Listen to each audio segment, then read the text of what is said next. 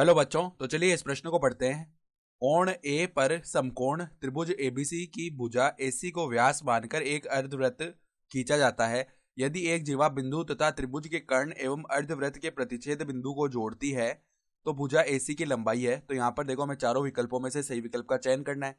तो प्रश्न में आगे बढ़ने से पहले इस प्रश्न से संबंधित जो मुख्य उदाहरण है उसकी हम चर्चा कर लेते हैं। तो देखो, मुख्य उदाहरण क्या आ जाएगी। हम जानते हैं कि अर्धवृत्त पर बना कोण समकोण होता है। अर्धवृत्त पर बना कोण समकोण होता है। ठीक है, तो अब देखो, यहां से हमें क्या बताया हुआ है कि जो कोण ए है ना वो समकोण है और एक त्रिभुज एबीसी है। तो मान लो इस प्रकार का ये त्रिभुज एबीसी हो गया हमारा। सही है, ये मान लो हमारा शीर्ष ए है, यहां पर शीर्ष बी है और यहां पर शीर्ष सी है। सही है, त्रिभुज एबीसी है और यहां पर ये कोण 90 डिग्री का है ए, और इसकी भुजा एसी को व्यास मानकर एक अर्धवृत्त खींचा जाता है। तो एसी को हमने व्यास माना और एक अर्धवृत्त खींच दिया। ठीक है, तो देखो यहां पर मान लो इस प्रकार का है वो अर्धवृत्त। सही है, तो अर्धवृत्त ये बन चुका है। तो अब हम क्या कर रहे हैं, एसी को व्यास मानकर एक अर्धवृत्त खींचा जाता है यदि एक जीवा बिंदु तथा त्रिभुज के कर्ण एवं अर्धवृत्त के प्रतिच्छेदन बिंदु को जोड़ती है। जैसे कि एक जीवा है, वो क्या कर रही है, देखो इस प्रकार से आ रही है, मतलब इस त्रिभुज के कर्ण को और अर्धवृत्त के प्रतिच्छेदन बिंदु को जोड़ रही है। इस बिंदु को हमने डी बोल दिया है। तो यहाँ पर ये समकोण होगा क्योंकि अर्धवृत्त पर बड़ा कोण जो है ना वो 90 डिग्री का होता है। सही है, तो हमें एसी की लंबाई बतानी है। तो एसी की लंबाई एक बार हमने एल मान ली है। सही है, और ए बी की लंबाई एक बार के लिए हम एक्स मान लेते हैं। ठीक है, तो हमें एल का मान बताना है। तो कैसे बता सकते हैं, देखो यहाँ पर सबसे पहले हम किसकी बात कर लेते हैं, हम बात करेंगे त्रिभुज ए बी सी तथा त्रिभुज डी ए सी में इन दोनों त्रिभुजों में बात करते हैं।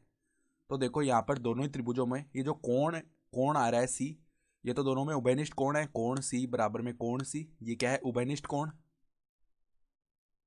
उभयनिष्ठ कोण है दोनों त्रिभुजों में।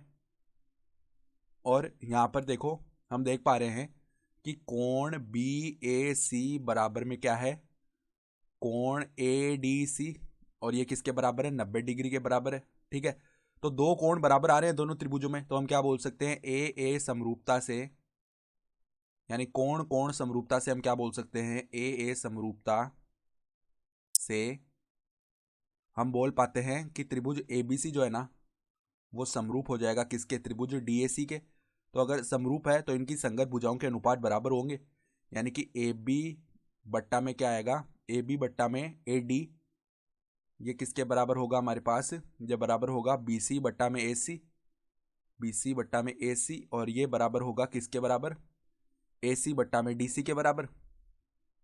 सही है, तो पहले के दो भाग ले लेते हैं, ए बी बट्टा ए डी। तो देखो ए बी का मान कितना है, एक्स है, तो एक्स बट्टा में जो ए डी है ना उसको हम एक बार के लिए वाई मान लेते हैं। ठीक है, तो इसको हमने वाई बोल दिया, तो एक्स बट्टा वाई बराबर में देखो बी सी जो है, बी सी का मान हम क्या लिख सकते हैं, देखो बी सी कर्ण ही तो है, तो कर्ण देखो पाइथागोरस प्रमेय से इसे क्या लिख सकते हैं, वर्गमूल का एक्स स्क्वायर प्लस में एल स्क्वायर, यानी वर्गमूल के अंदर लंब का स्क्वायर प्लस में आधार का स्क्वायर, ये लिख सकते हैं ना इसे।